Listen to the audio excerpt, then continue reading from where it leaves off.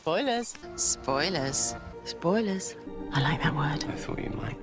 The Dalek's design has changed many times over the years. However, one of the more popular designs amongst fans has been the glass Dalek seen in Revelation of the Daleks. But did you know that this Dalek can actually trace its roots all the way back to 1963 in the first ever Dalek story aptly titled The Daleks? A long-standing rumour is that the glass Dalek was originally supposed to appear in this episode, but due to budgetary constraints it couldn't be constructed. Whilst this certainly seemed to be nothing more than a rumour, it actually led to the introduction of the glass Dalek into the narrative of the story in David Whittaker's 1964 novelisation Doctor Who in an Exciting Adventure with the Daleks, later simply retitled Doctor Who and the Daleks. In Whittaker's story, the glass Dalek that appears is intended to be the leader of the Daleks in the city on Skaro. And whilst the plot of the novel itself and some certain aspects differ greatly from that seen in the television series, it does mark the first appearance of the idea and the concept of a glass Dalek. Its first official appearance would of course be many years later in Remembrance of the Daleks. In this story, it appeared that the Dalek was more of a growth tank than an actual Dalek itself.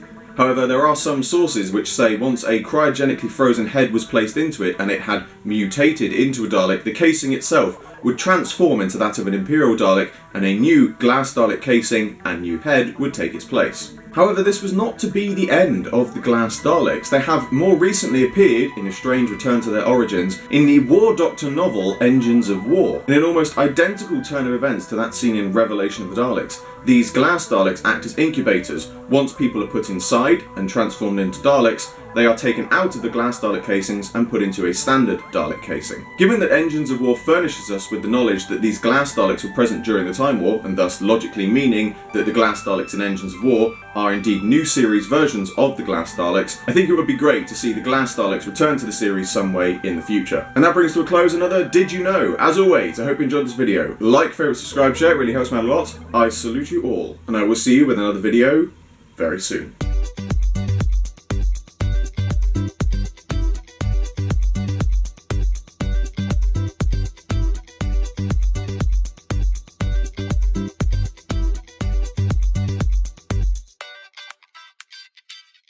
Its first official appearance would of course be many years later in Genesis of the Daleks?